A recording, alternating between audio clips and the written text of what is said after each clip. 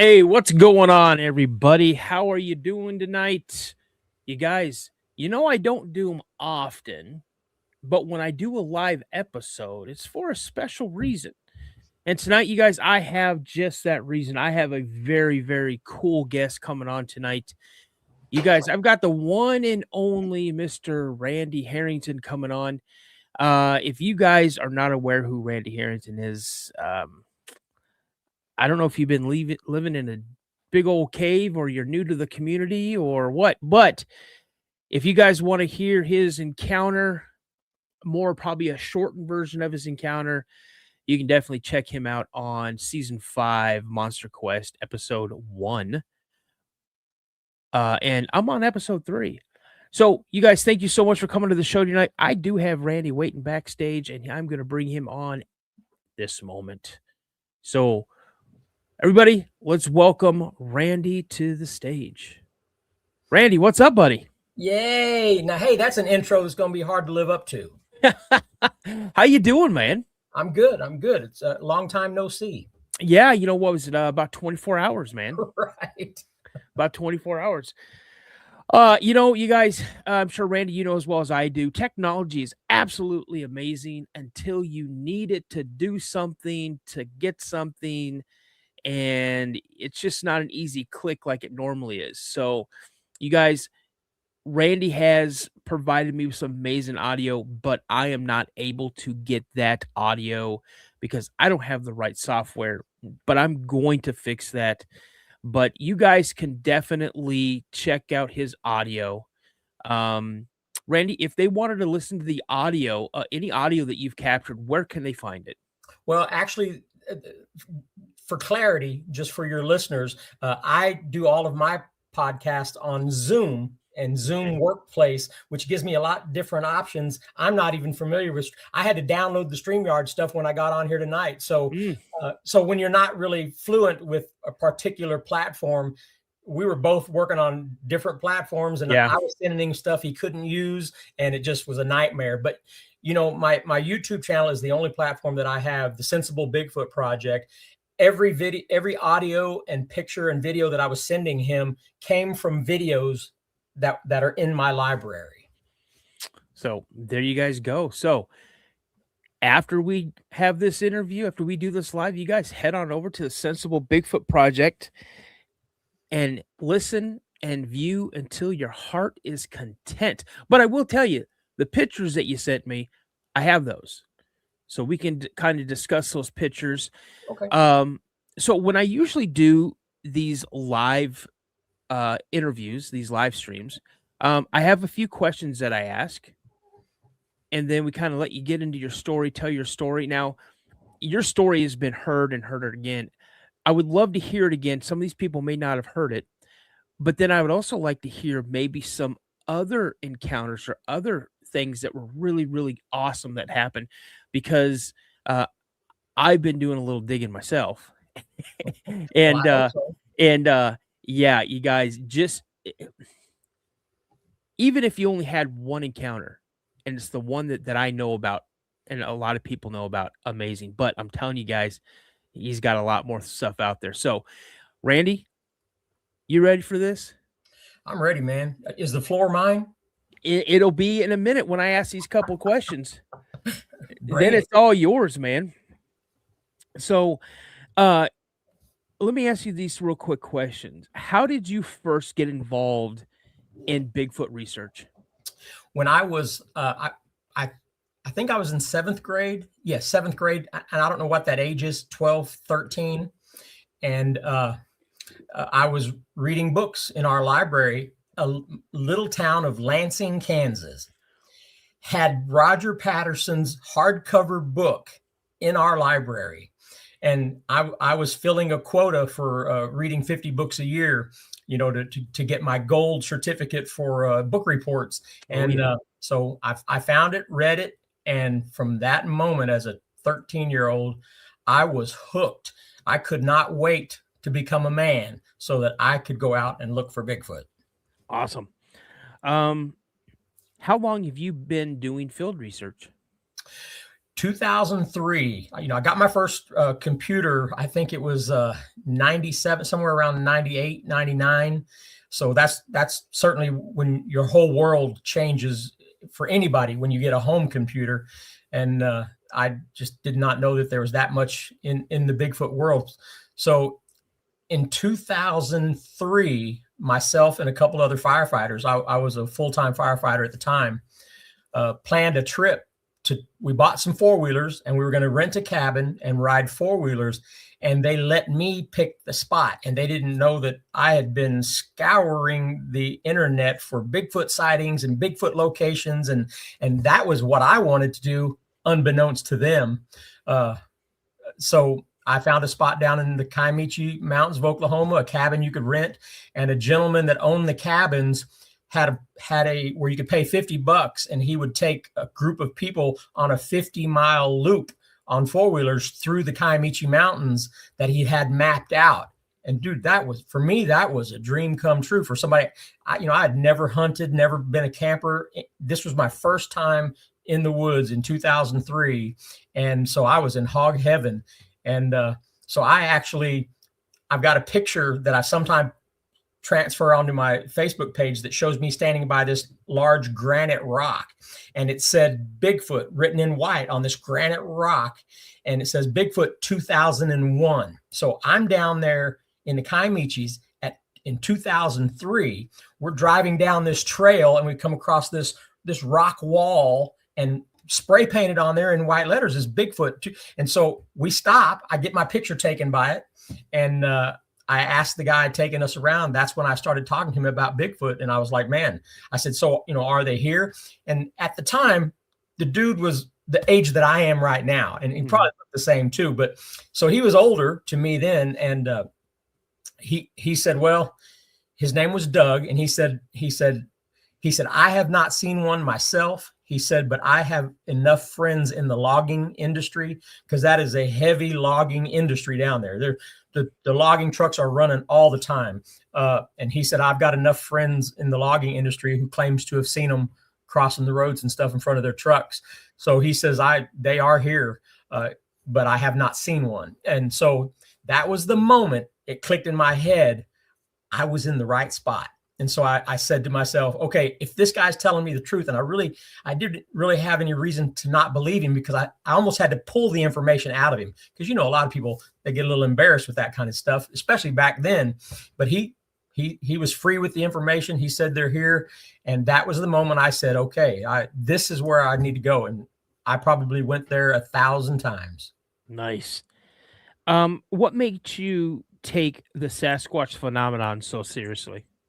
Well, just like I said, the imprint that Roger Patterson's book put on me when I read the book, even as a youngster, I was very logical. I had read all of the presidential biography books. So you read about these high quality caliber men who make it to the presidency and the character it takes and all that stuff. So I didn't know that I was really kind of imprinting things into my own head by the things that I was reading.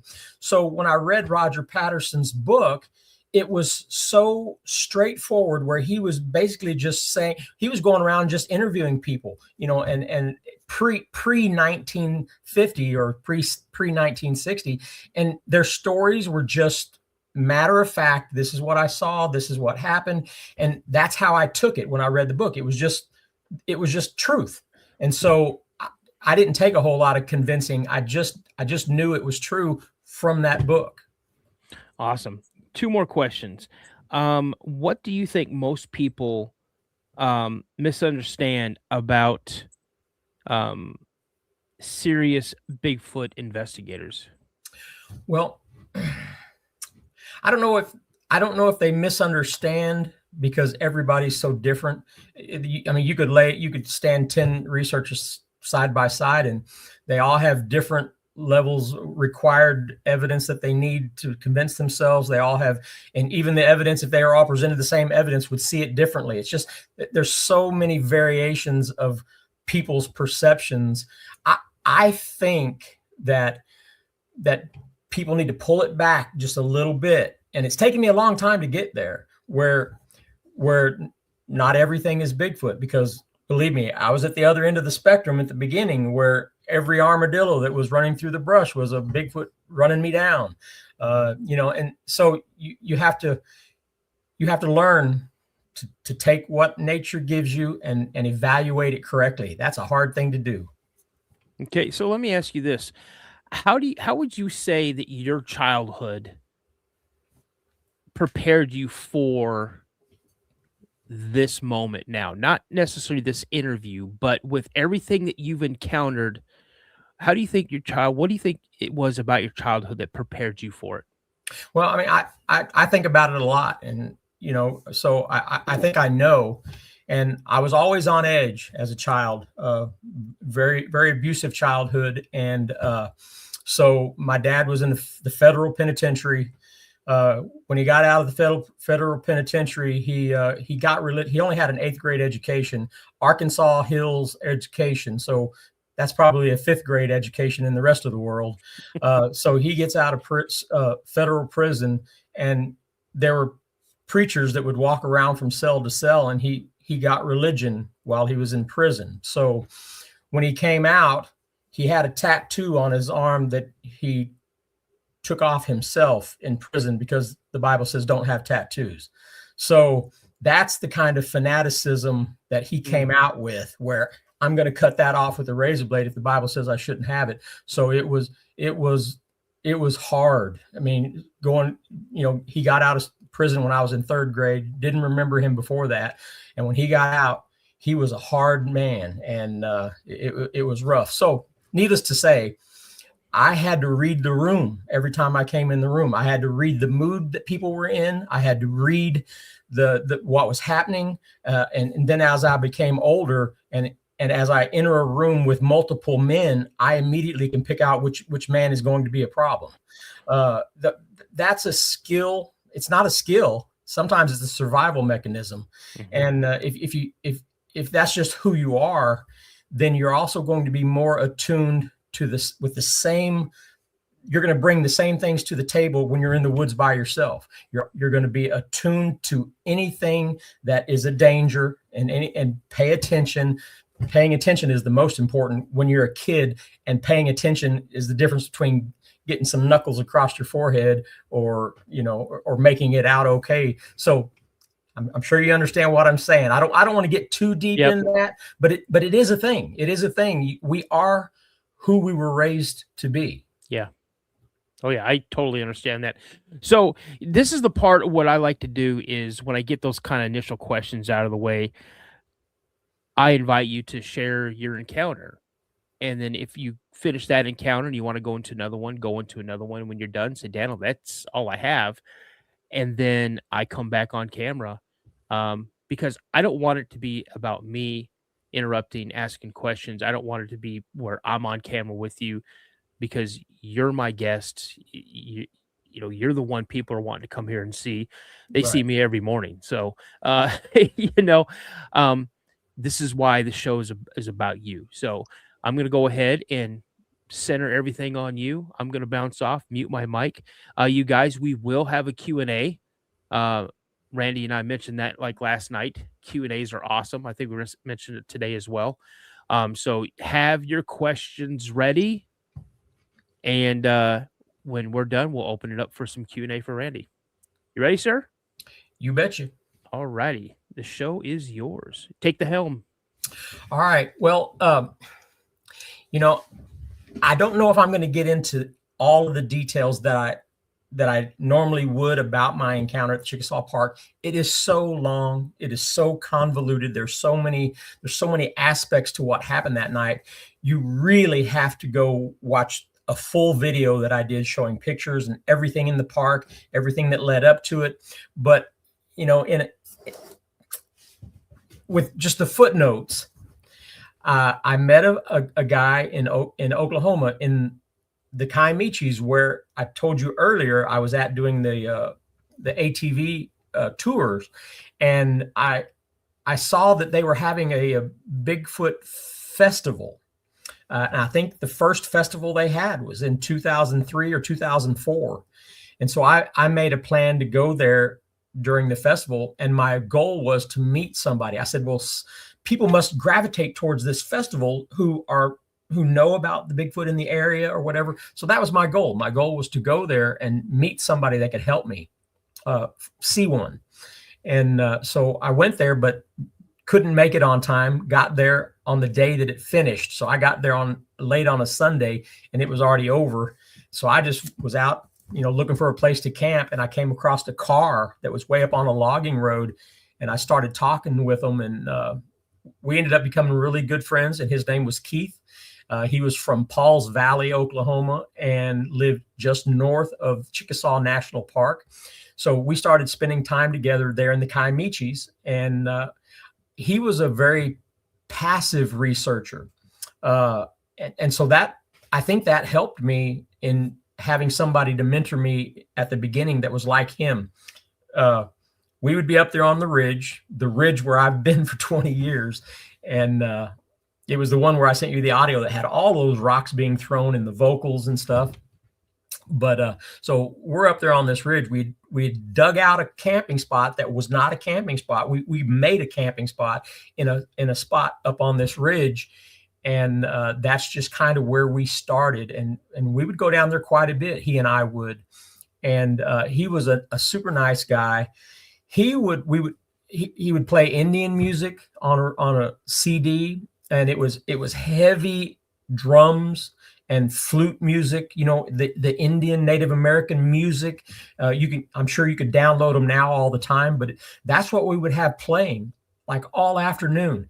He would actually strip down to his boxers and walk up the road, get on his knees on the ground. And he had different types of ash burnings. He would do ash burnings, and, that you put the smoke in the air of the different fragrances. And I mean, he was really down to earth, centered, passive researcher. And I remember to this day, the first time that he told me, he said, Randy, come here. And I came over to him, and he said, while you're talking to me, he says, try to look over and see that grove of trees to my 9 o'clock. And I started to turn my head. He said, don't turn your head. He said, you need to learn to see with your peripheral vision. He said, try to see what's going on over there. He says, there's movement in those trees. And that's the person I learned the very beginnings of how to do things. They will move outside of your field of view. They're actively watching you, and they're watching your eyes. He said, so if you have to learn to see them in your peripheral. Those are tidbits of information that it probably could have took me years to learn that on my own. And he was freely giving that to me. So I think I started off right, and the passive way that, he did things. But he was from Pauls Valley, which was right close to the Chickasaw National Park. And he said, they're in the Chickasaw National Park. He said, me and my wife go there all the time. He said, we go to campsite 30. He said, there's a large male and a little one that runs it through the park. He said, we've seen the little one. He said, I think the little one is fond of my wife. She was a loud woman, bright red hair, and very loud. So I'm not saying that's a bad thing or a good thing, but it's certainly red hair, very vocal woman. We know that, women and children are an attractant, but what about a woman with bright red hair, especially when a lot of the coloration that are explained when people see a Sasquatch is reddish tints to it, or reddish or red. So maybe all of that comes into play, but given enough time at the same campsite, they had a lot of interactions there, he said, and they saw the little one. He said they would hear my wife. He said the little one would always come in there. He said, we know when it's around. And he said one time she took off from that campsite and took off in the car to go into town to get something. And he said the little one, which was further back and in the brush, took off running after the car. And he said, that's when I saw it. He said, because it went running through the brush in a low 4x4 mode. And when it got to the road, he said it jumped across the road. And he said the chest, the knees were pulled all the way up to its chest as it sailed through the air across the road. Now, these roads in the park are not very wide. They may be 12 feet wide. It's not like a regular road. These are just little bitty paved roads that meander through a one-way, in this park system. But his description of how he saw it jumping through the air with its knees all the way up to its chin, tucked up as it was flying through the air, chasing the car that his wife was in. Just those type of stories, for me to hear those, to me was just fascinating. And so I kind of made plans, even though he and I had been going for a couple of years in the Kiamichis, and it culminated in us catching a video we call the Ridgewalker video. I'm sure everybody's seen it. You can look it up online. I've got it on my thing. It's not great, but it is a small stretch of time where you can see a figure walking through the trees just above our campsite, just as the sun was setting and it was dusk. You can see something come up over the ridge like it's checking us out. And I was doing tree knocks. I was hitting a tree, and you could hear it on the video. At the time, I was doing single knocks. But remember, we also had the flute music, the drums, the heavy drums, and the Native American music playing all afternoon. We're just very easygoing with our mannerisms. And so I was just doing some knocks on the downside of our campsite, which dropped down into a gully. And I just thought the sound would travel down that gully, and something way back in there could hear it really easily. What I didn't know is they were coming in above us, behind us. Mary Green, I just did a video about Mary Green from Tennessee, the Tennessee Bigfoot lady. She was friends with Keith, and consequently, she and I became friends. We could talk on the phone after that. Super nice lady. And she was just the same way as Keith was, just very passive and giving and caring. And I do think that makes a big difference. Just the way you carry yourself. So she said, you need to put the camera behind your activity and forget about it. Just let the camera run. She said, because you'll never know when they come in and check you out. They just come in, check you out, and then that's it. You'll hardly ever catch them. So Keith, he just bought one of those Sony Nightcam cameras. It's pretty high dollar, and where it records to a DVD. And he had that sitting behind the tents, looking uphill across the logging road. And we caught something for just 11 seconds walking across. And then when I did another tree knock, it came back in the same path, like it was still trying to see what we were doing. And we had MK Davis at the time. MK Davis at the time wasn't the MK Davis that's out here now. At the time, he was the only person that was looking at videos and had the equipment to extrapolate information from videos. So we sent the video to him, and he sent us back a small clip saying that whatever was up there between the trees was completely reddish brown from head to toe. He said there might have been a second smaller one, but he did send a clip, and it was very fuzzy because he had to blow it up, clean it up, lighten it up. But you could see that what was moving in there was completely reddish brown. So when you watch the Ridgewalker video, know that it has been looked at as good as it can be. So that all happened in the fall of 2005. And so after that, one of the times that me and Keith were there in the Kiamichis, I actually took him home. And for the first time, I had plans to go to the Chickasaw Park. I already knew everything about Campsite 30 through Keith and all of the stuff that he had told me about what was happening at the park. And so we also had access to the sheriff's reports. At the time, every time there was a report or a call to the sheriff's office, the reports went into the newspaper. So he had all of these at the time. And every time somebody from the park would have something happen, it ended up in the paper, and they could read it the next day. Well, there was a couple of stories that stood out to me.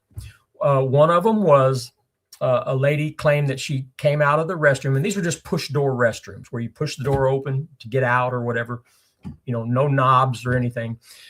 One night she came out of the restroom and something hairy knocked her down. So that was an interesting story. And that'll come back because they were going in the bathrooms. And so one of the other stories that was actually in the paper was where someone had gone to a different town to watch a movie one night, a man and a woman or whatever. And on their way back into their campsite, 11 o'clock at night, midnight, however late it was. They were pulling around this little dead end, one-way roads and trees and pulling it. And when they got to their campsite, something went running out of their campsite that was covered in hair. That's the one that I wanted to take. I wanted to replicate something to that effect. So when I read that, I thought to myself, okay, there was a Bigfoot in the campsite milling around. And you got to understand, I was a newbie at this time, so I didn't really have the knowledge of what's going on with these things like that I do now. So I thought, well, if they would mill around in the park in a campsite, then, and when the people were gone, then all I got to do is just make a campsite look like the people are gone. And that was my plan. So this was the first time, and believe me, I've used this technique many times since, and it does work. I mean, it's better than 10% of the time. And a lot of times that's as good as you're going to get. But it's the taping up of the windows of my truck. My goal was to set up my campsite, go to town, get something to eat. Well, I brought Keith back. I brought Keith back, dropped him off at home in Pauls Valley, which is one town north. And then I went down to the park. So it was already 6 o'clock, 7 o'clock. It was dusk. So I get my campsite all set up and I go to town, and I'm the only one there. It was February, so nobody else was there, not even a camp host. So there was nobody there. And so I go into town, get me some food, and I actually got me some Sonic food. So I pulled back to the camp area, and at the front of Rock Creek, you can pull in there, and there's this huge campsite made for like Boy Scouts and Cub Scouts. It's called a group campsite, where it's pretty big. And then there's a place for the camp host. Like I said, there was nobody there, but that's where I stopped my truck. I stopped where the camp host would be. And that's where I taped up my windows and put my parabolic mic on the top and had the headset inside and get it all set up. And my goal was to just pull down through the park, get into my campsite, pull in there, and that's it. Just shut the engine off and go silent. I never wanted to open the door. I never wanted to jiggle the cab or anything. I mean, it was just, my goal was the campsite had to appear empty. And the only way you could know that it's empty is you can't be moving. You can't be jiggling around in the truck. The truck can't be jiggling. So I went into silent mode. So I do think that's a technique that's worked quite a bit for me. So there's something to it. What it does to them, I don't know. But it was a really incredible night. I guess it was probably 10, 11 o'clock. I'm listening with the parabolic mic. And if you've ever kicked back in your vehicle or laid back in your tent while listening with a parabolic outside of the tent with the sound amplified, there's a cadence to the nighttime. It's very melodic. You just the wind, you can hear the water trickling, in some distance away, I can hear water trickling. You can hear just the silence and the breeze and just the, whatever nighttime sounds has its own melody. And then all of a sudden I heard something walking through leaves and crunching, crunch, crunch, crunch. So, I mean, it was a drastic difference from the 2 or 3 hours I had been sitting there almost lulled into a stupor listening to that melody. And then all of a sudden it was being interrupted by something in this scene. And so I'm perked to attention listening, and I just hear something walking. So I hear it walking through leaves, crunching, crunching, crunching. And then there was a time where you can tell when it comes out of the leaves, and then I would hear a stick being dragged through gravel. Didn't know at the time it was a stick being dragged through gravel until the picture starts getting laid open more as things happen. But I would just hear this gravelly sound like it was a stick being dragged through gravel. And then it would go back to walking through leaves. Now, I had not explored the park at that time. I had never been anywhere near that park until that day. So I didn't have any experiences outside of my own campsite. And then I didn't even look around. I just set it up, went and got something to eat, and came back. So I was really unaware of the layout of the whole park. But I was hearing something walking through leaves. It was cold. It was the off season. There's no camp host there. There's nobody camping. So there shouldn't be any food in the trash cans. At the time, the trash cans were just the round silver ones with the lids on the top, and they'd had a short chain and a cinder block. So a cinder block with a chain attached to it would be on top to keep raccoons out. So I'm hearing something walking through the park, and I hear it dragging something through gravel. There's gravel pathways to the bathrooms between every campsite. Going down every trail is gravel. So something was dragging a stick, and I would only hear it when it was dragging it through the gravel. It was probably dragging it through the leaves also, but when it was walking through the leaves, all I heard was the footsteps in the leaves. And then I heard a ping where something hit something metal. And even then, when I first heard that, I didn't put a picture together in my head until I heard the next one. Walking, dragging a stick, ping, and it hit another one. And I realized then that the cadence would suggest that something was tapping the lantern posts, because each campsite has its own lantern post. So I was preparing myself that, okay, I should hear another ping coming up pretty soon. And walk, walk, walk, ping. That's exactly what's happening. Something's going through the park, and it's tapping the lantern post as it's going.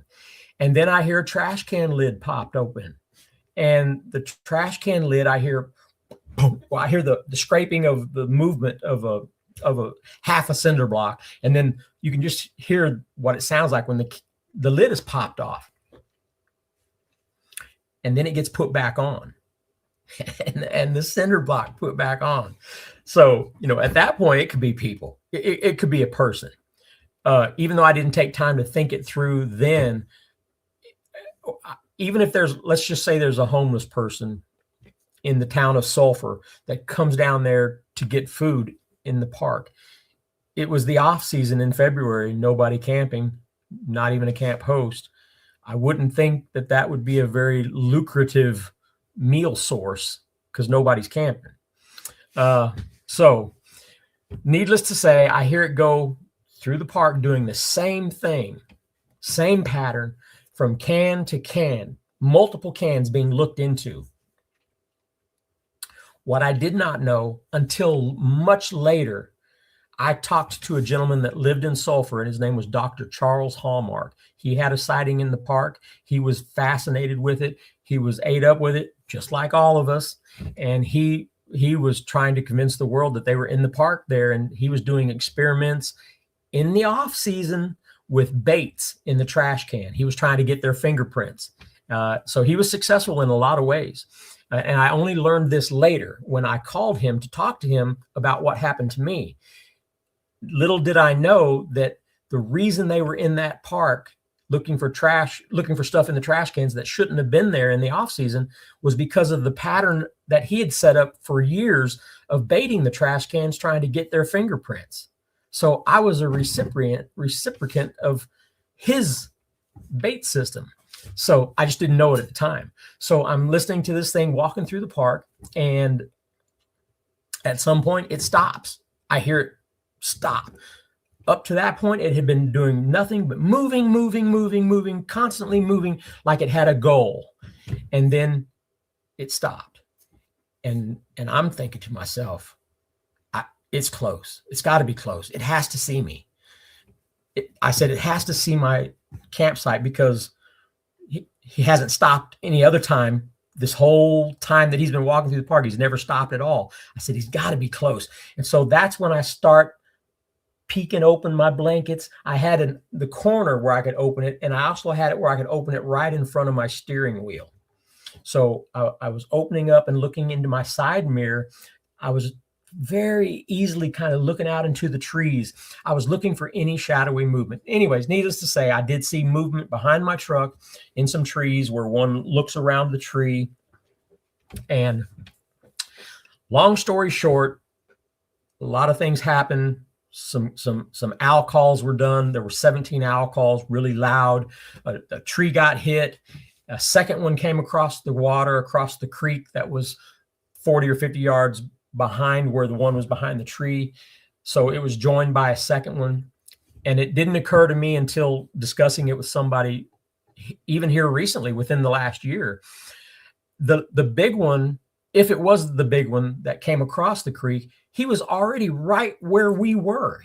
Because it was right there. So when it hit the tree and the big one started sloshing through the water, I'm like, how did it know?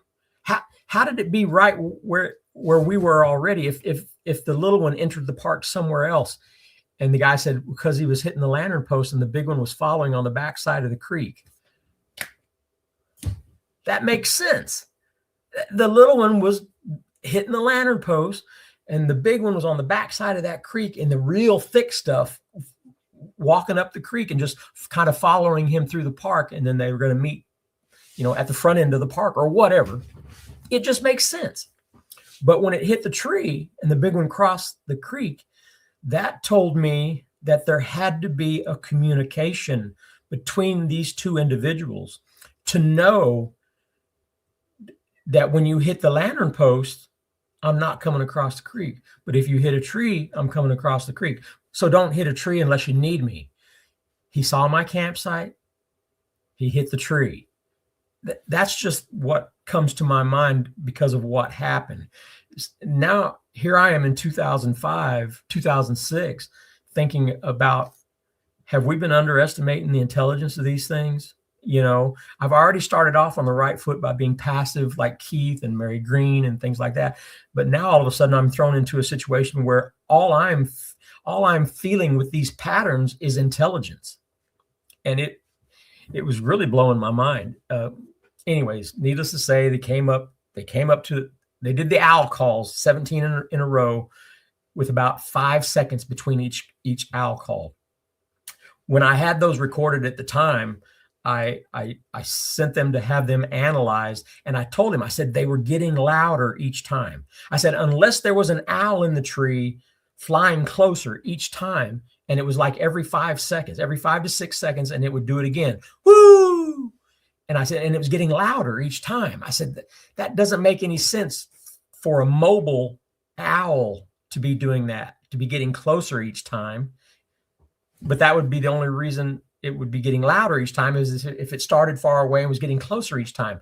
But it would make sense if you've got two Sasquatch back there at this back corner behind these trees, and they're trying to elicit some activity in the campsite.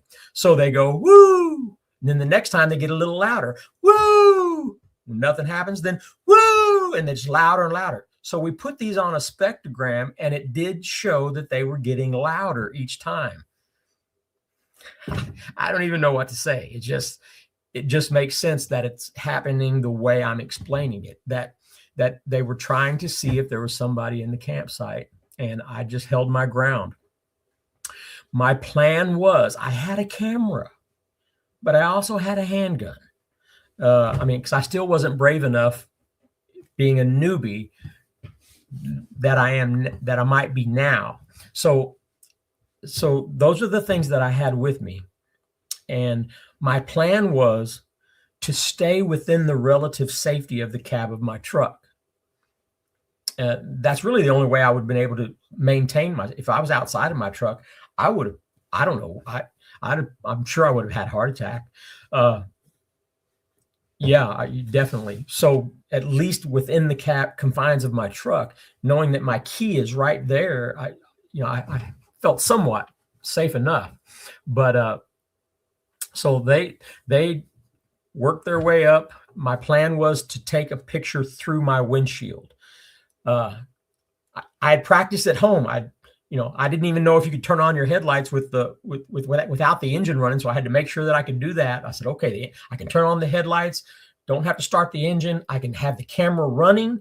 If they go to the front of the truck, I can just pop the lights on and film them through the windshield. That would have been perfect. And that's what I was hoping for. I really couldn't do anything else, because anything else meant me being brave. And I wasn't that guy then. So when they came up to the back corner of the truck and all the things that happened, the big one stood up, saw his hands. I thought he was coming down the side of the truck. It scared me pretty bad. And then they moved around to the back. He got up on the bumper, the big one. It was the big one that got up on the bumper because my truck squatted down so far and started messing with stuff in the back of the truck. And later, when I examined what the truck looked like the next day, I saw the two dirty smudge marks on the extreme outsides of the bumper. So that I'm sure that was his 2 feet. So that means it was probably the big one, not the little 5-footer. It was the 8.5-footer. And I had ladder racks on the back of my truck. So that means if he was standing on my bumper, then that means the top of my ladder racks, where my ladders normally set across, would have been at his pelvis. So he was just leaning over that and just rummaging through the stuff in the back of my truck. And that's easy to know when I knew how tall he was. He stood next to my ladder racks, and he put his hand and grabbed the side post. And I saw his thumb and the other hand across the back bar, and his head and shoulders was, or head and neck was this much taller than my ladder racks. And when I measured the ladder racks the next day, they were 7 foot. So he was that much taller than 7 foot. And with an opposable thumb that I saw his lat muscles. I saw the moonlight coming through the hair on his shoulders.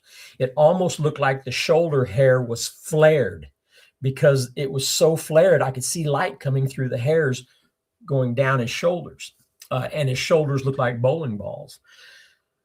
So you can imagine the panic, the kind of panic that I was going through at the time. And while all of this was happening, and then they moved around, rummaging through my truck, up on the bumper, the truck squatted down. All of this happened within just a matter of minutes of each other. There was even a moment I thought he was in the bed of my truck, and I touched the key thinking, if he's going to climb on the cab of my truck, I'm going to have to start it up and get out of here with him on the cab of my truck.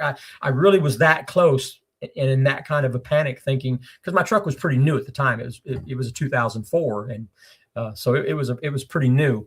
I couldn't have him crush in the cab. So I was on the verge with my hand on the key, thinking they're going to know I'm in here in a second if I got to start this thing up. But we didn't get that far, because I knew when I heard him start rummaging through the stuff in the back of my truck, I knew that that's where he was, not up here at the cab in the bed. So, and then a couple of my tanks, I had a little green propane tanks in the back corner that got clanked together, and it's about the size of this, and they went clank. So all of this rummaging around in the bed of my truck, all this movement while they were just looking around, and then everything stopped when the 2 tanks went clank, and then everything went silent. Then I heard tank, tank, tank. Something was toying with those tanks because of the sound that they were making, because all movement stopped except the clanking of those 2 cans together. And so that will come back later. So eventually this all ended, and they moved on. When I say moved on, it just means I couldn't hear them anymore. They could have just stepped off into the woodline and be standing there. I was under the impression that they could still be around, and I wanted them to come in the front of the truck so I could film them. And I thought, if I don't move at all, if I still don't reveal that I'm here, maybe they'll come back. Maybe they're not done looking around, and I just need them to go to the front of my truck so I can film them through the windshield. That was my plan. So I was willing to keep holding out for my plan, because for me, my plan only made enough sense for me, to be feasible. So that I was going to stick with it. And that's the kind of person I am. I set out and I make a plan, and I like to stick with the plan. I try not to deviate too much. So they didn't come back. And the next day I got out and I sat there till daylight. And that's when I found the smudge marks, and I was looking for fingerprints on my ladder racks. I was looking for hairs. You're not going to find any footprints. There's a lot of pea gravel, no footprints. Didn't even think to look for that stick, because they didn't have the stick when they were both at the back. When they both came up to the back of the truck, I saw them both. When they were coming up, I saw them, the big one and the little one. There was no stick. So I bet you the stick was back there by that tree. Didn't even think Now I know these type of things, but I bet you he had a stick laying on the ground back there by that tree that I could have gotten.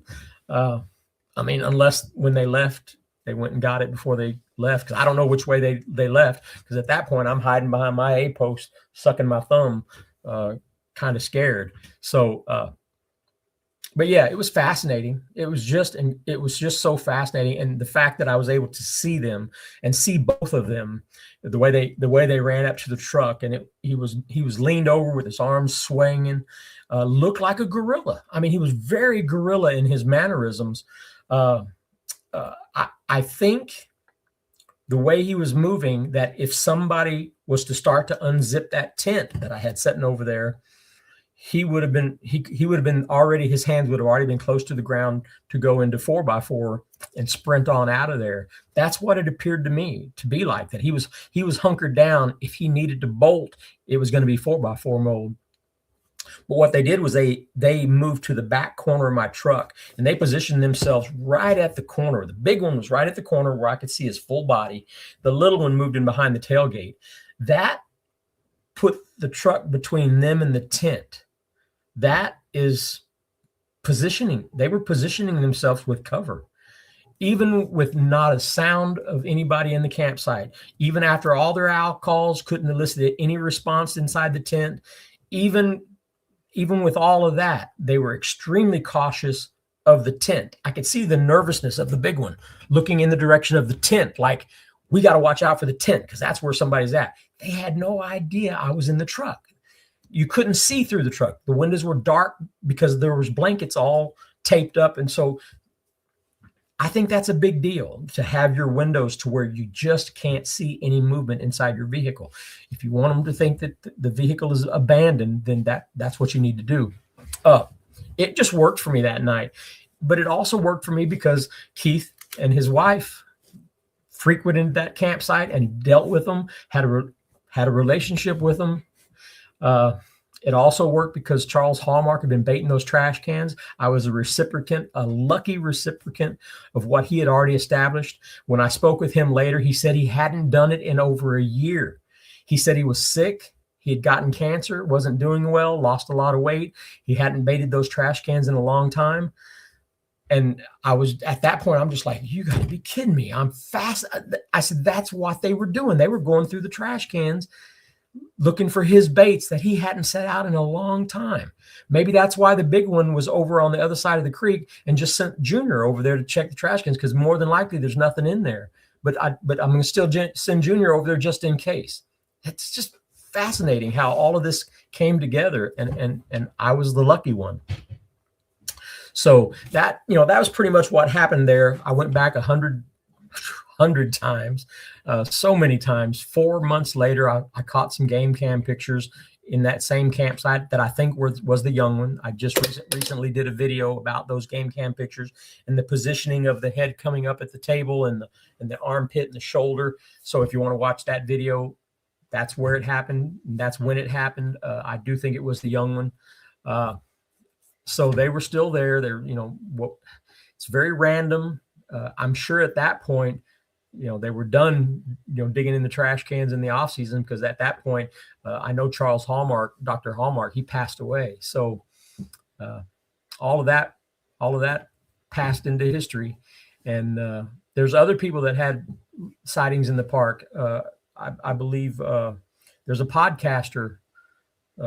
I don't even know the name of the podcaster, Matt. His name is Matt, but he had an encounter at the park up at the nature center, where he saw one outside of the parking area of the nature center. And when I was doing an interview on his show, he said he was talking about something that happened at a campsite. And while we were talking, it was campsite 30, the same campsite that I had my thing happen. So what a small world. And so here's two guys that had something happen in the same campsite. Years later, we're both ate up with it. So it's just great. So after that, I start doing my own thing. I go down to the Kiamichis all the time, go to different places. I went up to the Pacific Northwest, had a lot of things happen up there.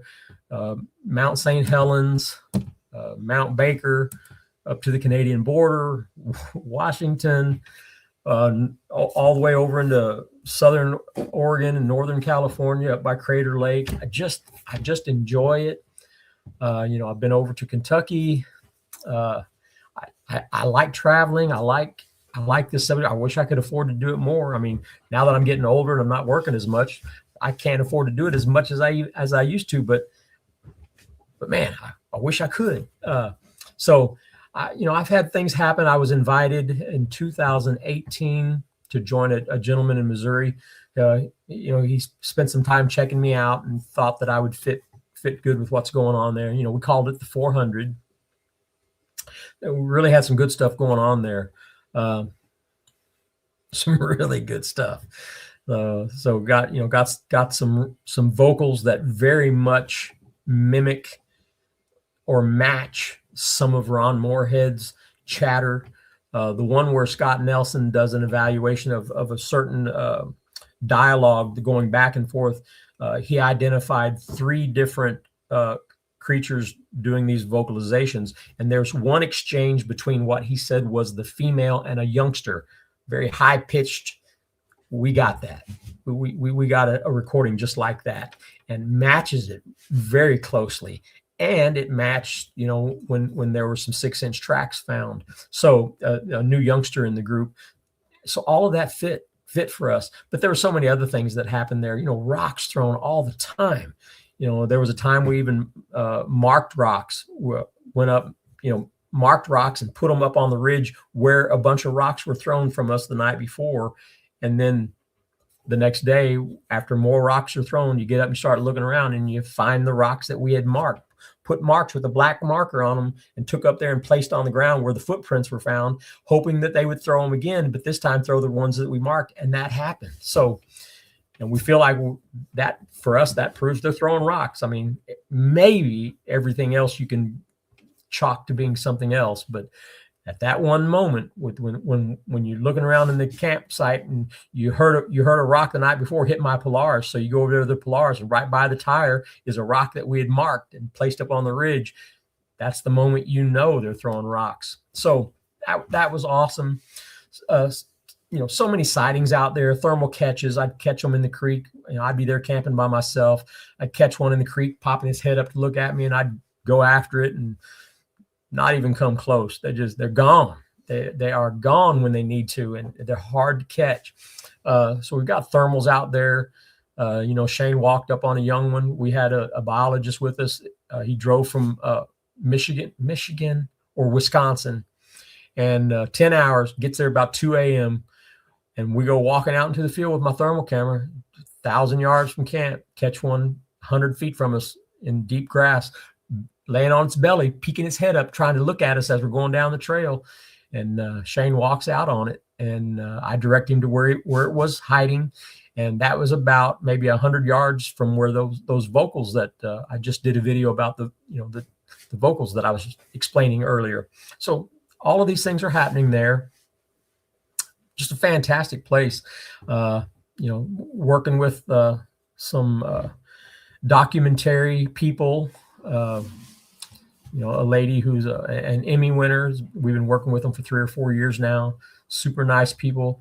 Just went up to Washington and spent a day with Dr. Meldrum at his lab.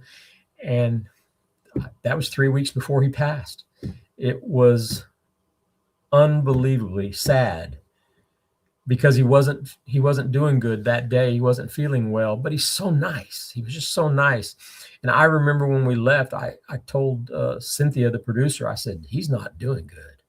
I said, this is not good. He's not well. and then that happened. So we may have very well gotten his last interview on film. I'm sad to say. So that's going to be on the documentary. And then I spent some time up, with my friend Jason up in Washington. I had an unbelievable stretch of days up there. Of course, I've got the series of videos. It's called the Kettle Falls videos 1 through 5, I think. We caught them on thermals. We collected hairs. We got game cam pictures. It was one of the most enjoyable stretches that I've been involved in. So, and since I don't really have a whole lot of things to share with you other than my words, you're just going to have to go watch the videos. Yes, I'm plugging for my show, but if you're interested in in what I've done, that's where you've got to go to get that info. So we have that going on, and see where else did I go?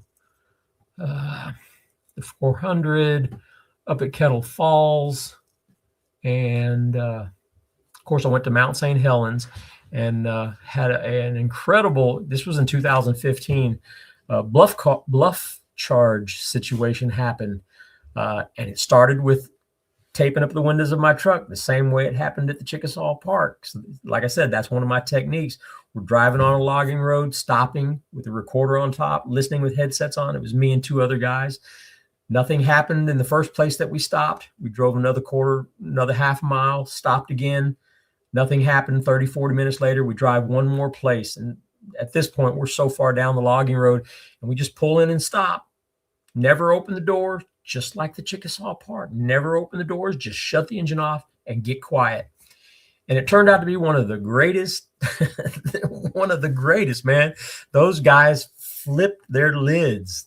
We had tree knocks. We had something come down the mountainside, aggressive knocks, whistle, temper tantrum, branches being broke off the trees, stomping around, thrashing around, and then a bluff charge where it comes obviously running towards the vehicle, and you can hear it run by the vehicle, the feet slapping the ground as it runs, and then it veers back off into the woods, and it's exhausted, just like a person would be.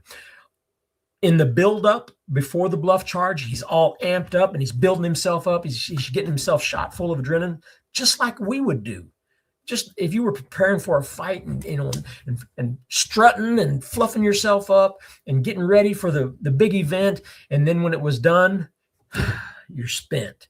And you could just feel it in his demeanor as he veers back off into the woods after he runs by my vehicle. You hear him just. At that point, he's just trudging.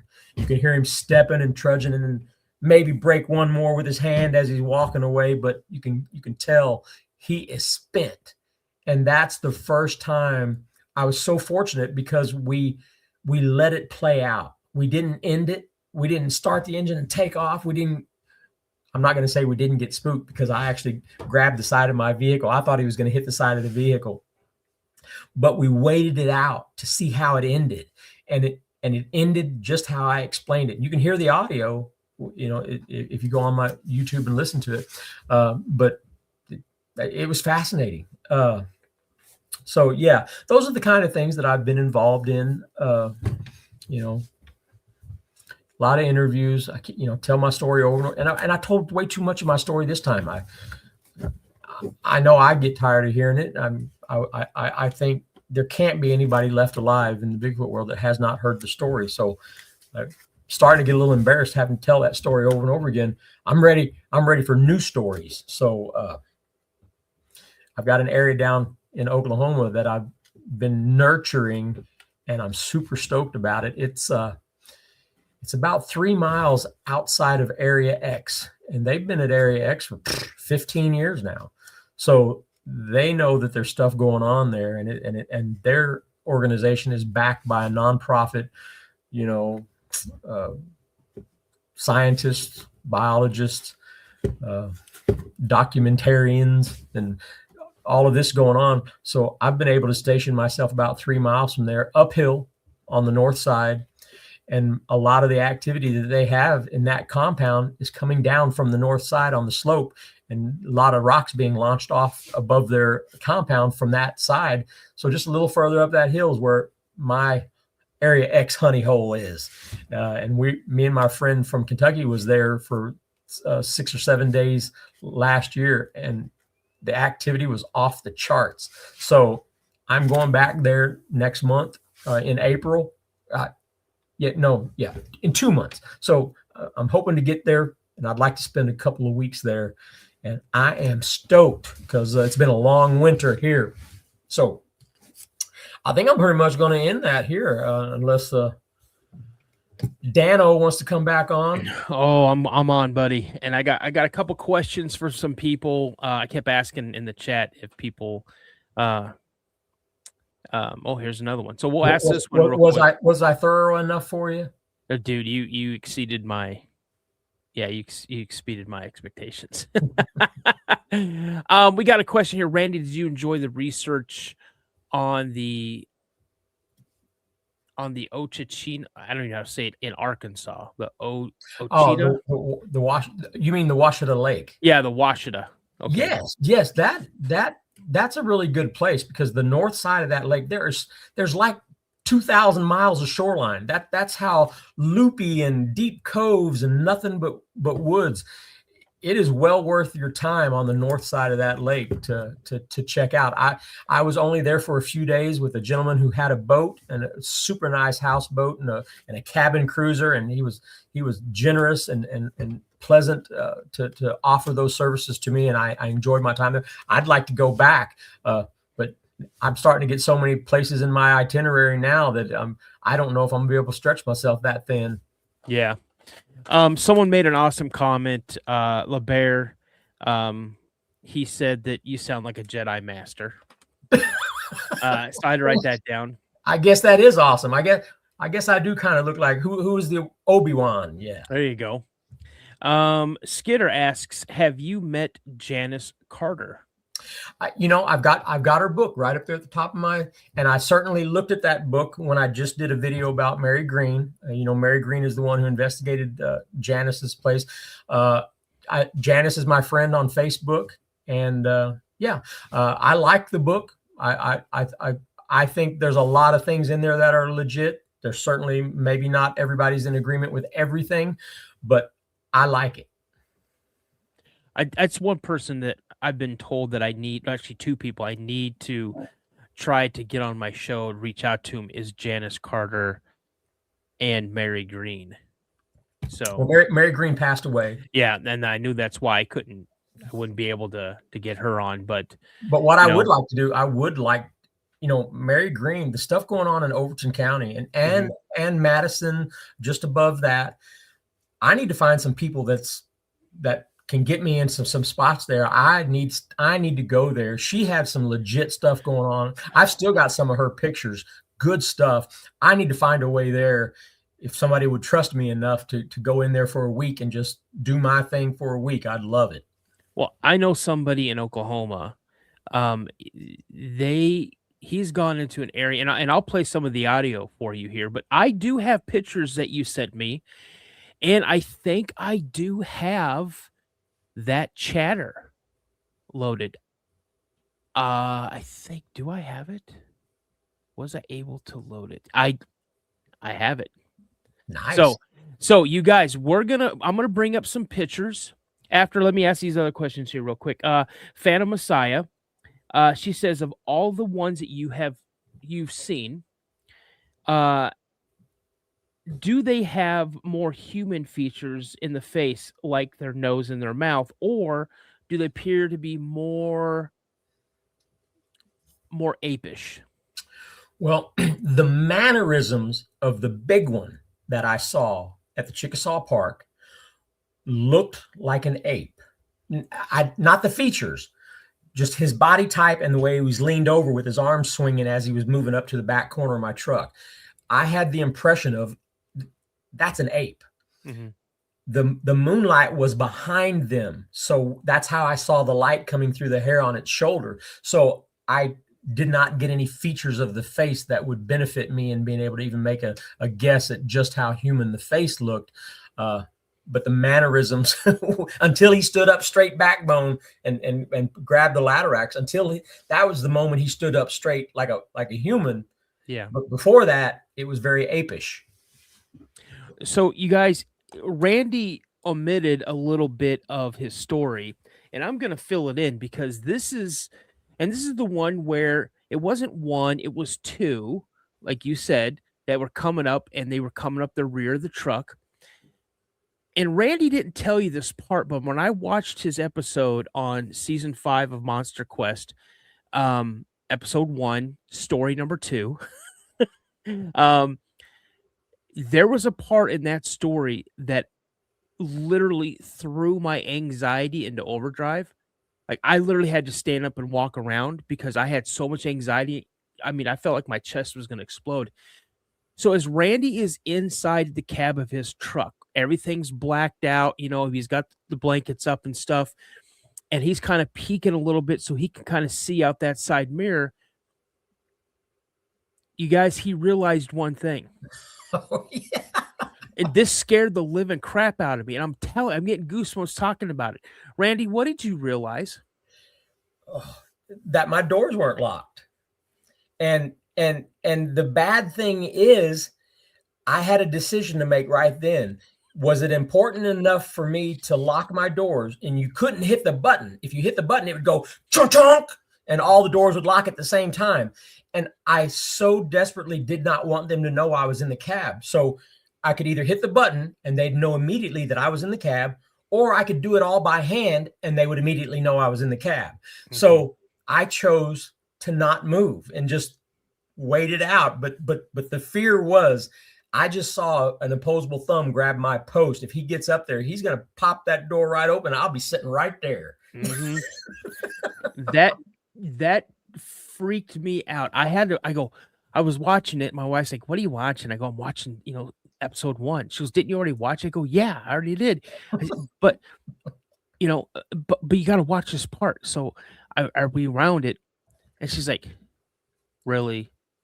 At the back of his truck. Because my wife is the person, she has to like literally see it to believe it, and then she'll even ask me, how much should I pay to have someone dress up like that to come out and do that? But I said, honey, he's in the cab of his truck. He forgot to lock his doors. She goes, well, that's dumb. Yeah.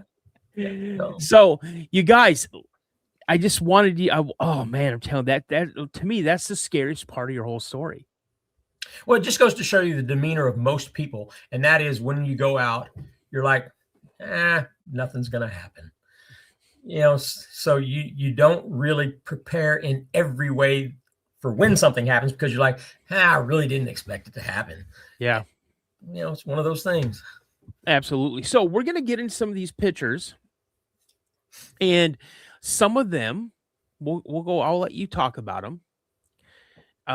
So we have this one, and I knew it immediately when I saw this, I knew what it was. That's the picture that I got at the same campsite 4 months later. I had tried 100 different things to trick them. I had hidden in the back of my truck. I'd hidden in the bed of my truck. I built a box where I could hide in the bed of my truck. I set up so many traps. And the best thing that I ever did was set a game camera up on the table, surrounded by other camping supplies. And I got 2 pictures that night. And that is a head popping up over the camp table, and it's white, and then that's an armpit and a top of a shoulder and top of an arm. You can see hair. Yep. You can see hair on top of the shoulder. You can see hair under the arm and on it and flowing off the chest. And then here's that picture of the head. The head is what was taken first. So it came up on the ground, probably in 4x4 mode, and when it came up at the edge of the table, because I had the camera pointing towards some baits hanging on the lantern post, it caught that picture of its head. And there's no ears. You don't see any ears that would make that. So that rules out dog, cat, raccoon, any forest animal that we are aware of should have pointy ears at the top of that dome, and there isn't. So I would say that the ears are on the side of the head with hair flowing over the ears. And then kind of here, I would assume is like an artist rendition. Yeah, that was me drawing the picture. I took the picture in red, square red, and I finished it out with the rest of. I drew what it appeared to me to be coming up to the table like. Yeah, that's crazy. Here is a track that you'd found, a print. Yes, that was actually about 8 inches, and it was about 2 miles from campsite 30 there on a different creek called Guy Sandy Creek. Okay. And then this one, it's a kind of a little blurry, but even if you didn't circle the image, I could still kind of see something there. Yes, that is about 100 yards from campsite 30 up by Bromide Hill. That was me and my friend Keith. We had a baiting tree that we were putting baits out on a tree up in certain spots of the tree that would be very difficult to reach. And while he had his camera going, heard a huff uphill behind us and uphill. So he did a slow spin with the camera rolling. And later, that's what we found looking through the brush uphill away from us. We think it's probably the big male that came up behind my truck. Keith said that there was a big male and a young one that frequented the park. That's what I encountered, a big male and a young one. So we're assuming that must be the big one. And the thing is, if you look at that picture, you can see the split in the chest. The split in the chest isn't in the center. That means it's positioned itself slightly to where it's angling to the right with its head looking down at us. Like if it needs to bolt, it's already probably got its hands on the ground ready to bolt. Okay. I'm just going to tell you, you have one in here that is absolutely amazing. I'm going to save that one for last. It looks like a knuckle print to me. Yeah, that's inside the bathroom that I was telling you about. Okay. That's the hand. That's the dusty handprint that pushed the lady's bathroom open with a dirty hand, even though there's running water in there. And you can see the folded fingers at the top of the palm. That's the difference in the size of that hand as opposed to mine. That's bananas. I told you they're going in the bathrooms. Hey, when you got to go, you got to go. And what else did you find? Now, you and I talked about this last night. When you went into this bathroom, what did you find and where did you find it? This handprint was in the women's side of the bathroom. Mm-hmm. On the men's side, at where the turnbuckle on the bathroom stalls, the turnbuckle is way up to the ceiling where it's all bolted to the ceiling, the corner of the stall. Up in one of those crevices, there was a hair dangling at the ceiling, 7 foot plus at the ceiling where the turnbuckle was. There was a hair stuck up in there. So unless someone is climbing the wall and hitting the ceiling with their head, something's in there with its head hitting the ceiling. Yeah, that is bananas. And here are some artist renditions that you drew of your encounter out there now this was again campsite 30, right? Yes. Yeah, that's just my rendition of the big one standing there at the back corner, where the position of his hands on the bars, and the position of the little one. The little one moved over to that side and ducked down. I never saw the little one again at that point because he ducked down. All I could see was his little knuckles at the top of the tailgate. Okay. And this drawing here. Now this is just my rendition. I drew several pictures of a man and a Bigfoot interacting in certain pleasant ways. And I would, when we realized out at the 400 that those juveniles were digging through our stuff on our table, I drew a bunch of pictures like these and left them laying on our table. Okay. Now, you know who Daryl Denton is, correct? I assume. Yes. Have you heard the story where one touched his foot? I have not heard any of his specific stories. We're just friends and we do interact, but I have not heard his stuff. They are amazing. I will send you a link to his episode on my channel. All right, you guys. Now, we have all seen tons of pictures and people want to say things, what they want to say. I'm going to tell you right now, Randy, when I opened up this picture, I knew you'd be like, there. You don't have to circle that one in red. No. You guys, okay, what year was that picture taken? I obtained that picture. It was probably way back in 2009 or 2008 or 2009. So pre-AI. Yeah. Okay. Are you guys ready for this picture? And where was this picture taken? Well, throw it up there and I'll tell you. All right, you guys ready for this? I'm not going to show it until you guys give me some ones in the chat. I'm gonna let you guys wait for this. I'm telling you, this is quite possibly one of the greatest pictures I've ever seen. I think it is. Oh, I absolutely. Well, I got a yes ready. Okay. Oh, here they come. All right, here we go. Ready? You guys, I promise you.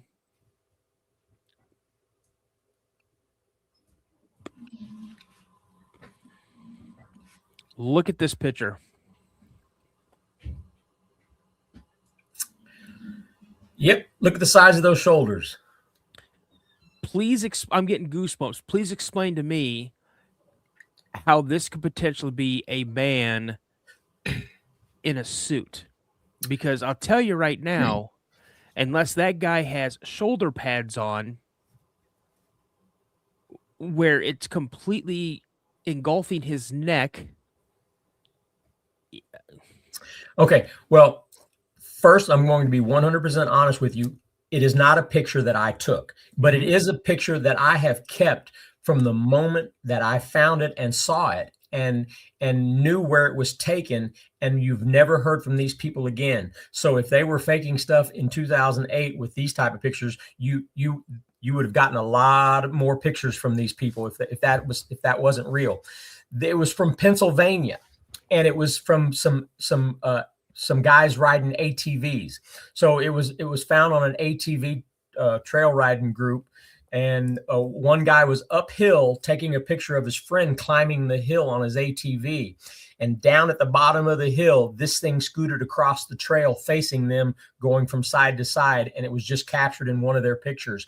They posted it and said, "Wow, look at that." And I snagged it because I knew exactly what it was. And you've never heard from these guys again because it happened while they were four-wheeling, and they're not interested in Bigfoot, and they're not interested in doing this stuff. So I knew it was legit. People want to know where in PA. Do you remember? I wish I had that information. I just know that it was some guys trail riding in Pennsylvania. What I tell you guys, I'm keeping that picture, by the way. Hey, have at it, buddy. I'm keeping it. Yeah, I saw one in the 80s.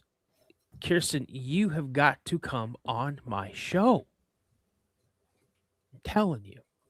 She's one of my I love all my mods. I call her the Hammer Queen or Thorina because whenever I do lives and people start getting rambunctious in the chat, she doesn't play any games. She takes care of business. So, you guys, remember when he said that he had captured some audio that is similar, kind of similar to this audio.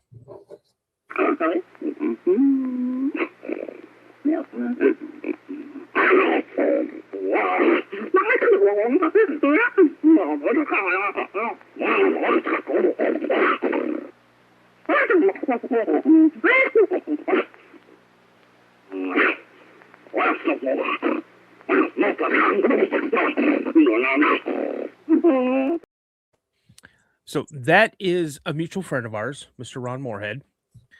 That was the first time when he sent that to me. It's the first time I'd ever heard that audio.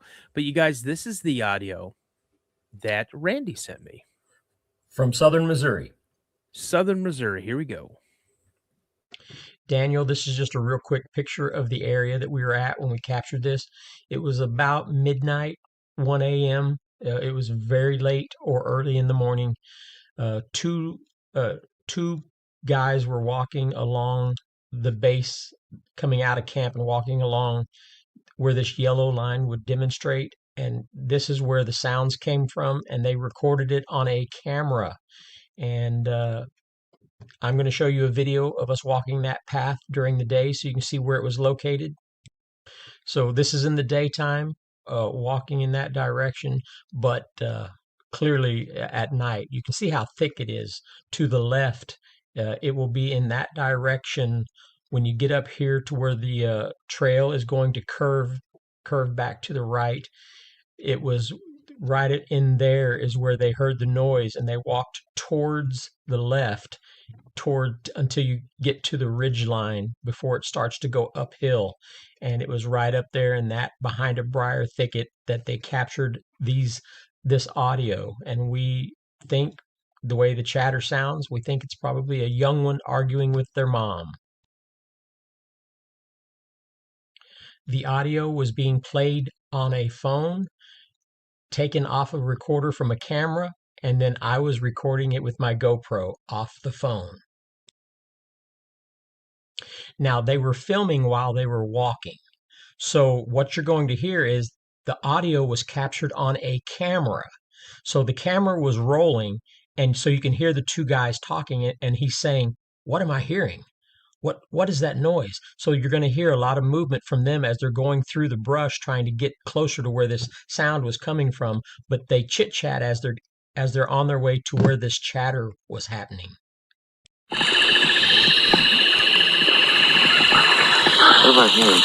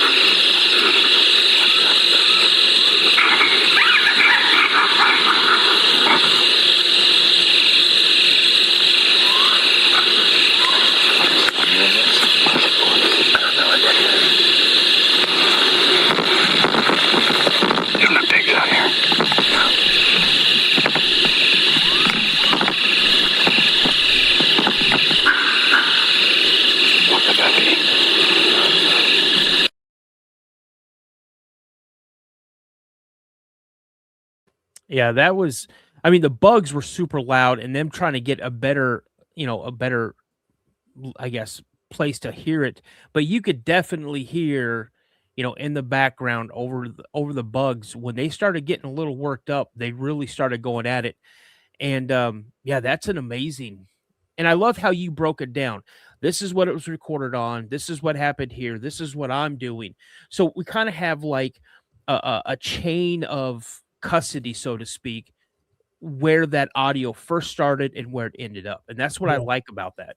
Well, a lot of times when I explain things, I explain it to people who've been to my channel that are already subs and know all the other videos that I put out. And they know that just 100 yards from there is where that 5.5 footer was laying in the grass that me, Shane, and Dan Nedrolo walked out on that one night. So these things are all happening in the same area. They're coming down off that ridge.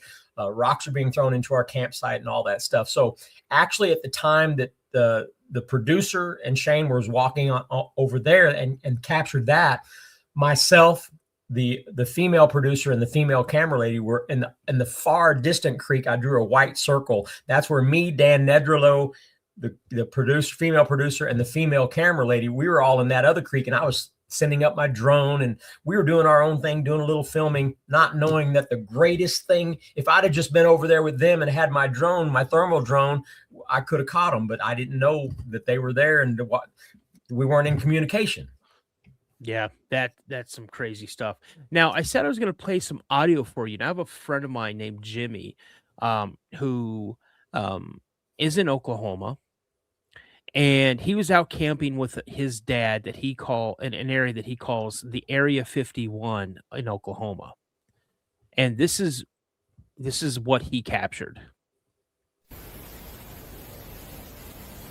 I heard. Ooh, that's a different sound.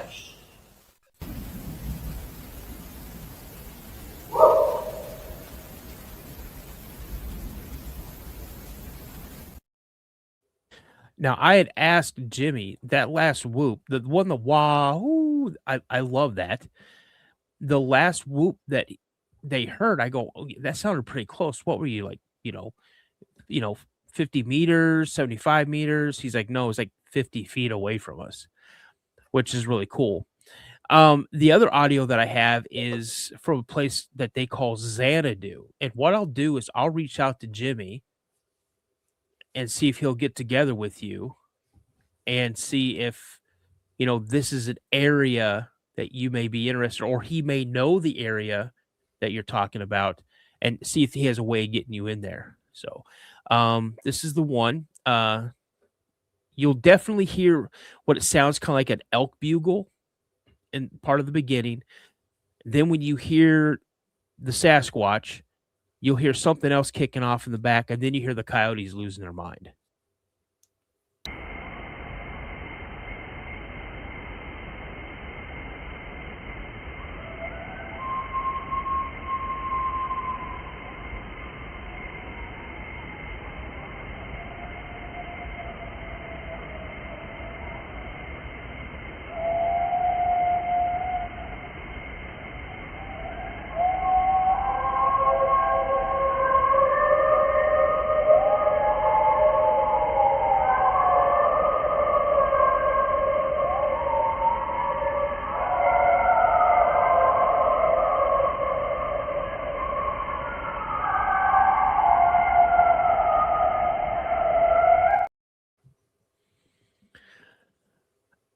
Yeah, I love that piece of audio. Interesting. Oh, Kristen wants to know, Randy, where are you from? I actually live just outside of Kansas City.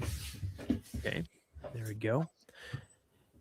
Does anybody else have any questions? Any questions at all? Let's see what anybody else has. What's up, Craig? I got people jumping in now. Have you seen? I got a video by one of my mods. His name is Steamboat, and this video was taken in East Texas. It's a surveillance camera that's facing out back part of the house. Let me show you this one.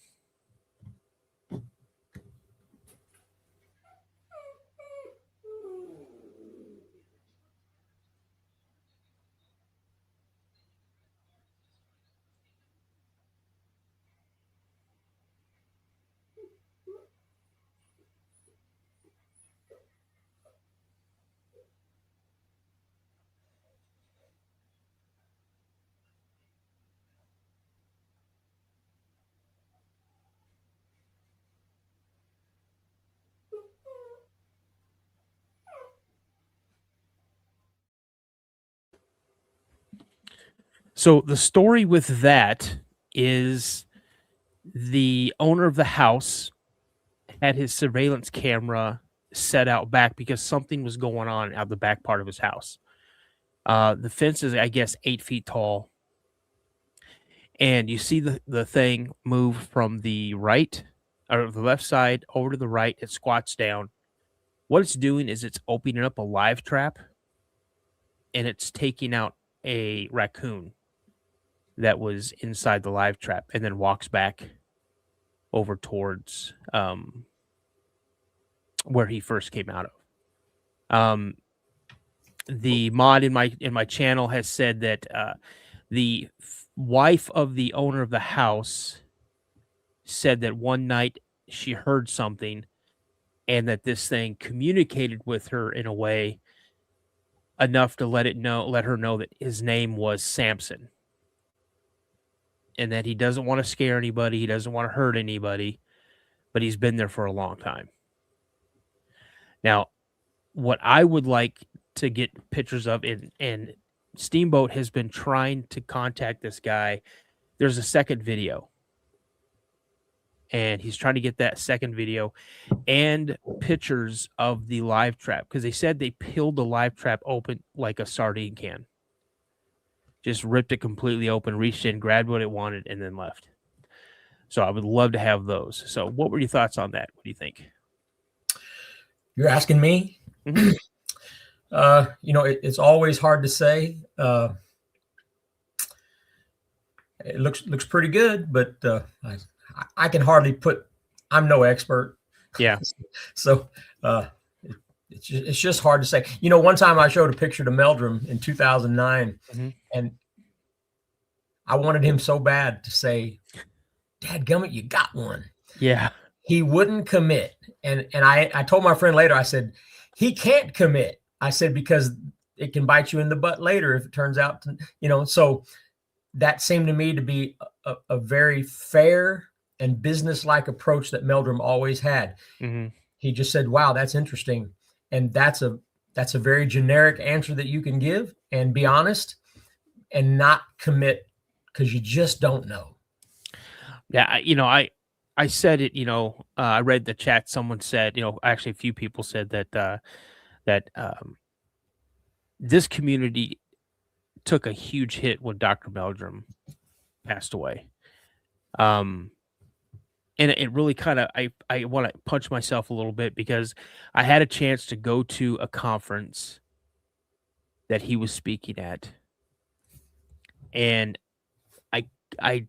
it slipped my mind, and I completely forgot about it. And I wish I could go back in time just to get a chance to hear him talk and maybe get a chance to shake his hand and talk to him. But yeah, Randy, that's you guys, this is the last chance for any questions. Didn't we have any questions? We have a legend with us, you guys. Oh, come on now. Let's You not are get silly. Let's not get silly. No. I'm not getting silly because I look at your works and they stand out by themselves because you take a different approach. You see, I see tons and tons and tons of people going out and they're doing the knocks and they have the rigs and they're doing this and they're doing the haulers and they're doing this. That's been done time and time and time and time again. And I see the same outcome. I don't see nothing. Or I'll hear someone say, "Oh, did you guys hear that?" And I don't hear nothing. You look at something outside the box and then you figure out, okay, how can I make this work? How can I maybe tweak this a little bit so I'm going to get maybe a different reaction or a different outcome? And Randy, that's why I'm a fan of yours, is because you're not following the cookie cutter, process that everybody else does. You do things different. Okay, I've watched 1,000,001 videos. It doesn't work. So what can I do that's, like you said, that's going to get me within that 10% margin where something does work? I will let you know my plan. I think I mentioned it to you a little bit. I am really excited about this. And that is because of the success that we just recently had in August up in Washington with, collecting the hairs on the bark of where the camera was in the bark of that log, Mm-hmm. And the picture was taken. And also secondary evidence on the audio shows that the camera was picked up and dropped because you got that on the audio at the table. And then you got a picture taken at the same time, and then you got hairs in the bark. So that's layers of something happening. And so given that success, I've made 5 more cameras with logs and I'm so excited. My goal is to now take carpet tack. Everybody who's ever knows what carpet tack is, it's a strip of wood with very sharp pieces of metal on it designed to staple against or to screw against the wall, and you push your carpet and it grabs a hold of it. It's that stout. And my goal is to using the Massow paint, which absorbs 90.99% of light. You paint them black, and my goal is to find out what corner of my campsite they're coming in at, because they are consistent. If I can recognize where they're coming in and then saturate that area with the carpet tacks on the sides of the trees, and then focus my thermal camera in. If I catch one coming in against one of those trees and I got a thermal camera video of it, and then I go collect hairs, not just hairs that were sloughed off, but hairs that were pulled out, which means it's going to have the root balls on them. Mm-hmm. That's my goal. My goal is to have a multiple layer evidence that comes out with some root balls stuck to some hairs. Absolutely. Someone says, I'm impressed. It's X-File. He says, I'm impressed with him being truthful about his past and research. Vincent has a question. Is there any area you would love to research? Well, I did say I would love to go to Mary Green's area. I know they're still there. I don't really see a reason that these things really need to they don't, I don't think they migrate. They're just that good, you know. So I'd love to go to parts of Tennessee, you know, where Mary Green, you know, secondary, the LBL. I've never been there. I hear a lot of stories from there. So given my equipment with the thermal drone and stuff like that, I'd certainly like to go down there and give it a shot. That would be my secondary spot. And next, I'm going to try hard to get back up to Washington. I'd like to go for the whole month of August this summer. I spent 2 weeks up there, and it was awesome. I want to spend a month because I also want to get down on some reservations that I will have access to. So yeah, I've got too many plans and not enough money. That's just the way it is. I know. Lori Ladd says, love you, Randy. Follow and have for a long time. Good research. She said. Thank you so much. That means everything to me. I mean, if you guys have a mind to, and you want to come over and join, you know, I appreciate it. I don't cut corners. I'm brutally honest. Sometimes that makes me not very nice, but you know, I try to be, but I also I'm here to get a job done, and the job I want to do means I've got to put my blinders on and get my goals in line. Have you ever talked with Daryl Adams from Oregon? I actually went and visited him before he got big. I spent some time up there with him. He took me to some spots up there. Dude, I have been around. Yeah. I've visited with Daryl. I've got some pictures of me and him having a hamburger before he takes me up into the woods. And this was way before he got involved with Tobe Johnson and all that stuff. So I was actually good friends with Daryl's brother. His brother was a part of an organization that I was a part of. My God, when I start thinking about my history, I realized, I mean, I used to talk with Matt Moneymaker on the phone every night back in 2004, 2005. We were friends on the phone. I talked with Christopher Knoll back then. Christopher Knoll used to call me. I'm just amazed at how much water is under the bridge, and I just keep plugging along. Well, I did mean, you know, what I said. I'm a big fan of yours, and your work, your body of work stands alone. And I do mean that. And I'm not trying to candy coat. I'm not trying to blow smoke up your bottom. And I seriously, and I mean it from the bottom of my heart, you know. Researchers like you don't come along all the time. And I mean, I put you up there with Freeman, with Carpenter, you know, guys that are out there doing it, having unconventional ways of looking for these things to prove their existence, you know. And again, everybody in here I know appreciates it. I truly appreciate it. I have one question for you, and that question is this: when you're done with this whole thing, what do you hope your legacy will be in this community? That's too deep for me to even handle, because I live in the moment. I don't see too far in the future. I hope I've got another 10 years in me before I have to even encroach on that answer. But maybe in 10 years I'll be more looking back than I will be able to look forward. I still have a lot to look forward to, so I don't think along those lines. But maybe when I do get closer to the end and I'm looking back, maybe there will be something. I really hope there is. Well, I'm gonna look you up in 10 years, and I'm gonna ask you that same question.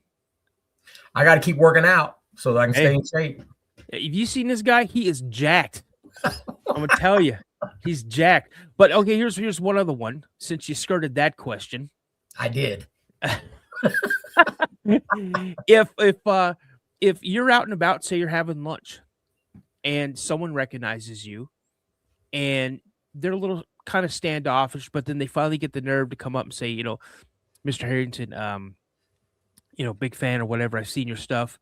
I had an encounter, and I'm not really sure what to do with it. It's bothering me. What do I do? what would you tell that person? Oh, wow. I mean, all you can do is tell them that, that you'll listen to them. I mean, if it's somebody that comes up to me in that way, then they will already know that I will listen to what they've got to say and give them the God's honest or the God's awful truth. Because there's no point in hiding anything or faking anything. So if we're honest about what you're seeing, about about how you're taking things in, we have to cover all of the details to know if what's happening is really happening. But yeah, I mean, I enjoy talking about it. If somebody came up to me like that, I would earmark a good hour to sit down with them and grab a sandwich and a cup of coffee and just enjoy the next hour's conversation, because that's the person I want to know. I want to know what's bugging them. Yeah, that's how I am. I don't think I would ever. Well, I know I would never turn away anybody. If they approach me that way and would like to talk. I mean, I get emails all the time. I don't want to come on the show. This is what happened. I just need to get it off my chest. I need to talk to somebody. And, please, if you don't want to reply, I understand. And I have those in a special file in my email. And, it's they've really trusted me with something huge that's happened in their life. And, I'm honored that someone would let me be the gatekeeper for that story. Well, I also like every once in a while when I make plans to do something, I've got a friend in Kentucky or Tennessee who will drive to the Kiamichis and meet me there. But if I ever plan to do something, and let's just say I'm going to be going alone, I am not shy with throwing something on my Facebook page and saying, hey, I'm heading down to the Kiamichis. I will be there just south of Big Cedar for a couple of weeks. If anybody wants, I don't want 30 people to show up, and I will have to make a limit. But if I can take one or two people and have something happen to where they're just like, oh my God, this would have never have happened if I wouldn't have come down here. I like that. I like taking somebody and just having them experience what has gotten a hold of me. Absolutely. I appreciate it. Well, let's you froze out on me. Am I here? Yeah, you look like you froze out as well. Can you see me?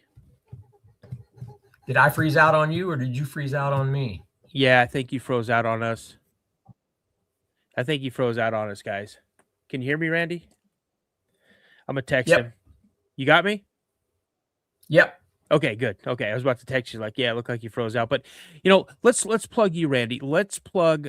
Where can people find your content?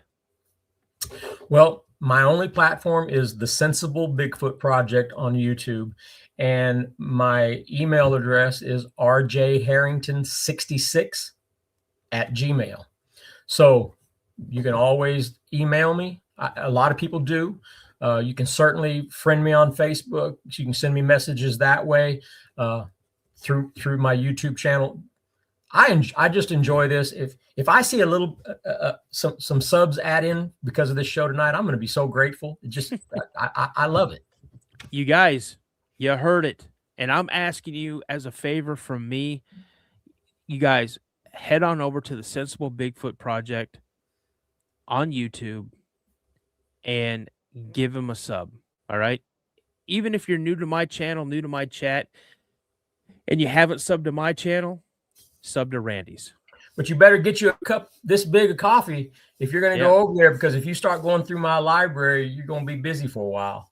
I'm telling you, I was busy today. I'm telling you, I actually left work early so I could come here and do a little homework and then get everything squared away, because this was supposed to be pre-recorded, you guys, and I'm glad that we did it live. So yeah, I enjoy it. I enjoy interacting with people. It's in the moment to be able to change and not have it formatted is so awesome.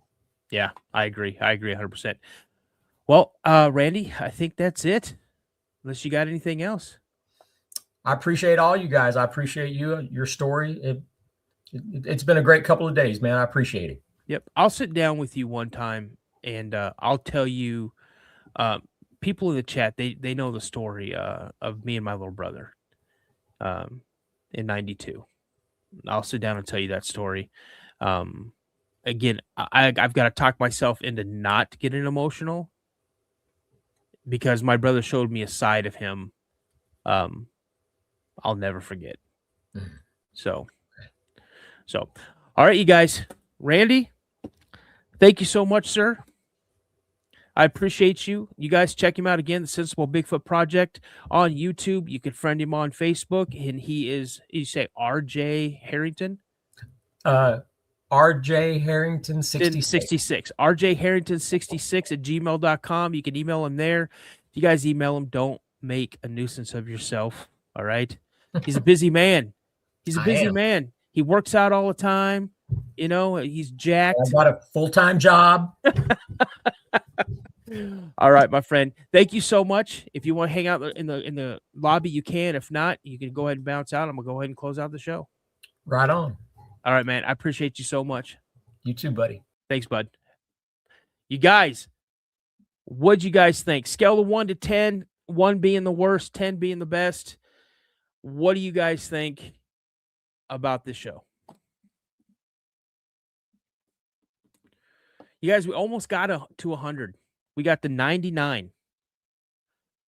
Someone says a 20. All right, 10. Perfect. Okay, we got a million, I think. Hey there. What's up, Carolina? And I saw Ray. I saw Kodak's in here. Yeah, you guys, thank you so much. I had a great time. Again, this was supposed to be a hey, thanks for dropping that, Ashes. This was supposed to be a pre-recorded one. And then hey, Corey, what's going on? Mick, what's going on? He said, hey, you know, are we doing a live show? And I'm like, well, we could do a live one. Hey, Ronnie, what's going on? Pocket, what's going on? Eduardo, hello. You guys, again, I'm sorry I didn't say hello to you guys when we came on. But, well, you know, I had a great guest on.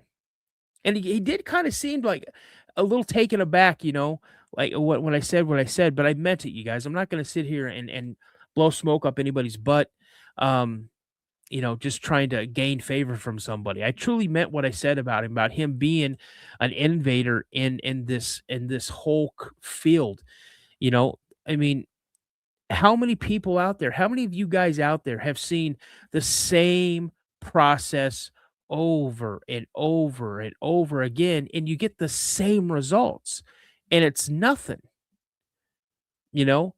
And he goes and he takes things outside the box, thinks of ways on, okay, this didn't work 100 times. What makes you think it's going to work 101 times? Let's reinvent it. Let's see what we can do. And he's got the proof. He's got the proof. His approach is brilliant. He's a genuine, he's a humble guy. Some people may say he's not a humble person.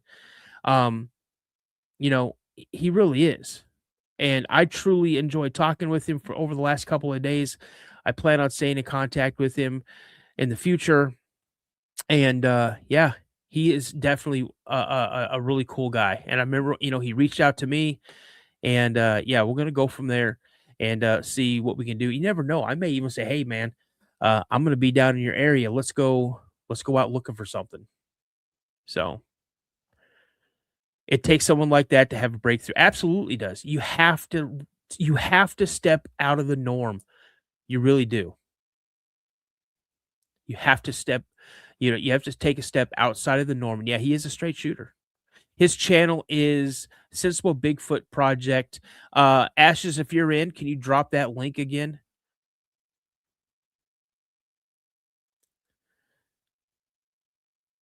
Ashes is a bit. If you scroll up a little bit, you scroll up just a little bit, you'll see Ashes put his link in the chat. There it is again. Ashes put it in the chat. Yeah, he's a cool guy. So, you guys, that's the show for tonight. Again, thank you so much. I appreciate it. I subbed Ben. Awesome. Ben, I can answer your question right now. Hold on a second.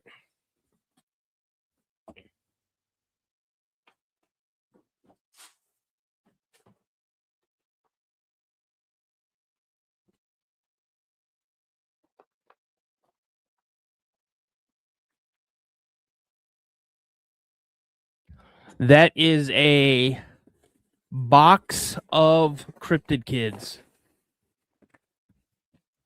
And Ben, you asked, you want to know how big they were. Okay, so here's the chupacabra. Right there.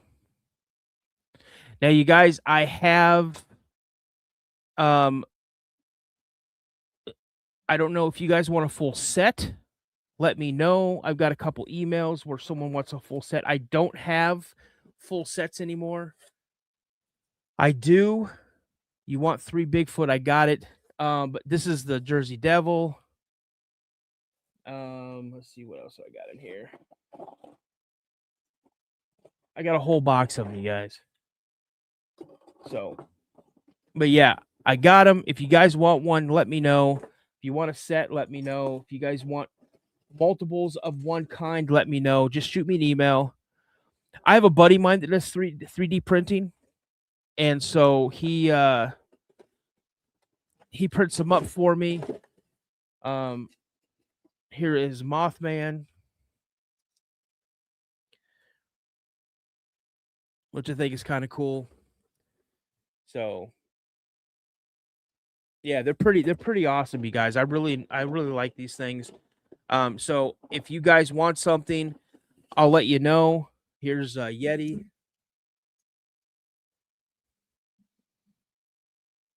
So they're like about that big. I'm not sure how big that is.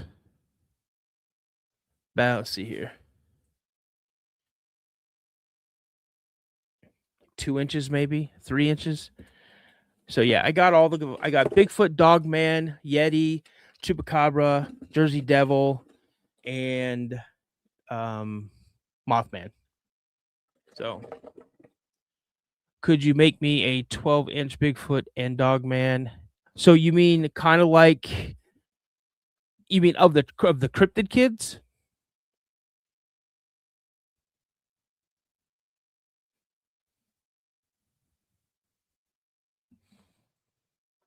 That might be a little pricey. Send me a email, Ben. Yeah, Mickey has a whole set. Ben, send me an email, the cryptidpodcast72@gmail.com. And you guys, if you check the community page, I posted up some new stuff on there. There's a little guy like this, but it's also a Yeti, and it is a keychain. And the prices are on there as well. So if you guys want them, any of them, just shoot me an email. Let me know what you want, what quantity you want, and include your mailing address. And then what I'll do is I use Venmo. So I hope you guys have Venmo. And yeah, I'll get them out to you as soon as he gets them printed up. Because I no longer have sets. I've got 3 of everything except for the Bigfoot left. So, all right. So I'll let you know once I use pirate ship. I just want you guys to know that. So I'm going to try to get you the best price for shipping as possible. I'm not going to do what the US Postal Service or UPS does. So, all right. I wish they were my design. They're not. My buddy came to me and he just said, "Here, man, I thought you would like these." And I'm like, "Holy smokes, I would like these. Let's you and I talk." And yeah, here we are. So, again, you guys, what he charges me, I'm charging a small amount over. Okay? So, if in the long run comes down to it, I might be making $1 to $2 off of these things. But they're so much fun. And I mean, he printed me up. He printed this up for me. Now, I don't know if this is included, but he also printed this guy up for me. A Wendigo. So So I kind of have like the 7th cryptid kid. I have a Wendigo, but no one else has it. So but yeah, I just want to let you guys know. You take a cool pic with them. Yeah, like I'm a kid at Christmas holding all my cryptid kids. Like, yay. So, all right, you guys. I want to say thank you so much. Let's play a song. Let's play a song before we get out of here. All right, let's play a song. Who wants to hear a fun song? What do I got in here? Yo, who wants to hear the redneck song? River Bottom Rednecks. Y'all want to hear that one? That'll really get you going.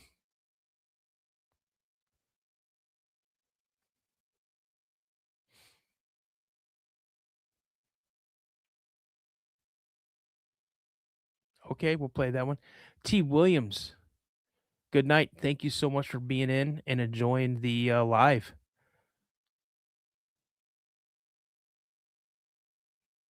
All right, ready? Here we go. Seriously, if y'all haven't already done so, get ready. You're going to do some dancing. And I didn't take the picture off of it, but you just got to imagine I'm back here just jamming out. Ready? Here we go.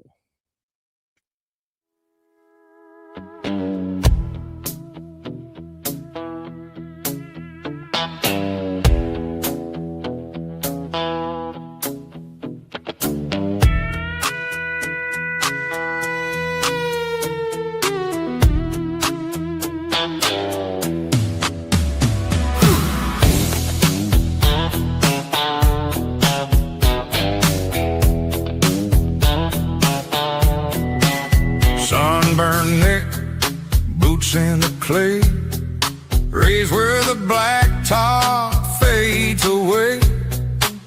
Bayou breeze and a swamp boat ride, gators watch from the other side. Holler balls up in them hills, moonshine running through copper steels, trap line set at the break of dawn, catfish bite until the night is gone. We don't ask for much, just leave us be. We live wild, we live free. River bottom redneck, loud and proud, jacked up truck, pipe screaming out, stars and stripes flying high, freedom burning in our eyes. From the bayou to the mountain line, we stand our ground every time. Bonfire bright, fist in the night, you don't want none. We're ready to fight.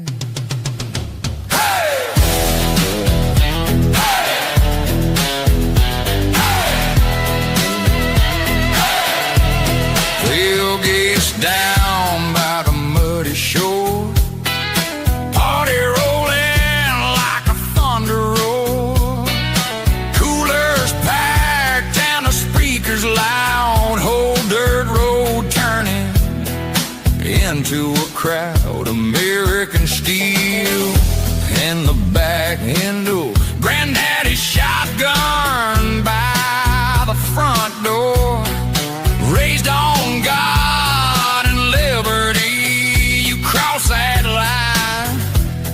you answer me.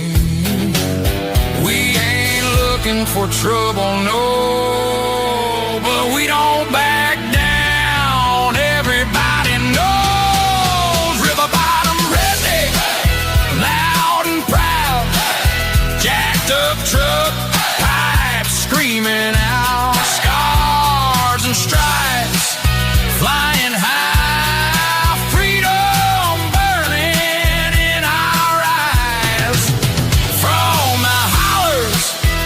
Cypress trees, we bow our heads, then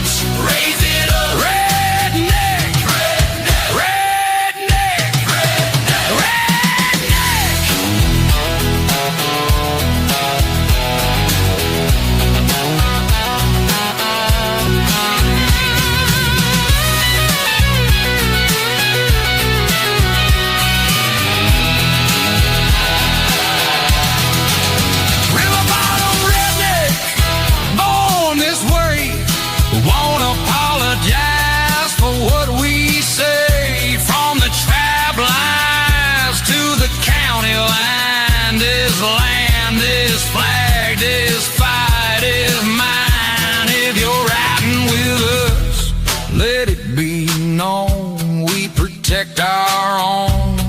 We hold our own. Bonfire blazing in the midnight sky. Live free, stand tall or die.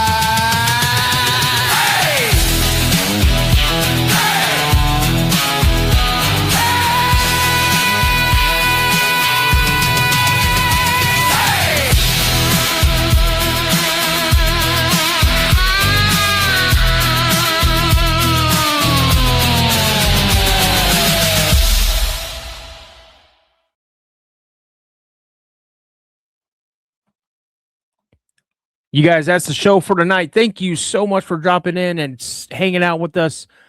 What a fantastic guest, you guys. I really appreciate everything you guys do. If you guys have had an encounter or a story of someone that's had an encounter, you'd like to come on the show and share it, or just share it with me, you guys know what to do. You guys can send me an email at thecryptidpodcast72@gmail.com. Again, thank you so much. The Cryptid Kids are available.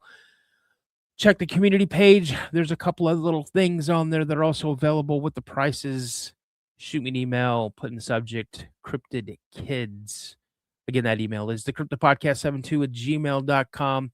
I'm not going to get out of here without saying, remember, everybody, a legend begins with the sighting. I'll see you tomorrow at 6:45 a.m. Central Standard Time for Coffee with Dano. My mods, I love you guys. Members, love you guys. Subscribers, casual listeners, thank you so much for everything you do for the channel. Love you guys. Talk to you later. And just like that, the night begins to close in. The fire burns a little lower. The woods grow quiet again. But if you've learned anything tonight, it's that silence doesn't mean you're alone. Somewhere out there, beyond the tree line, down that forgotten road, deep in the places maps don't like to go, something is still moving, still watching, still waiting. I want to thank each and every one of you for spending your night with me here on the Cryptid Podcast. Whether you joined us live, shared your thoughts in the chat, or you're catching this later, you're part of this journey now. And remember, these stories don't belong to fear. They belong to the witnesses, to the hunters who stopped hunting, to the hikers who never went back, to the people who looked into the dark and realized the dark looked back. If you've had an encounter with Bigfoot, Dogman, or something you can't explain, your story matters. And one day, it may be told right here on the Cryptid Podcast. Until next time, keep your eyes on the tree line, trust your instincts, and never ignore that feeling that tells you you're not alone. I'm Dano, and this is the Cryptid Podcast. Good night, everyone.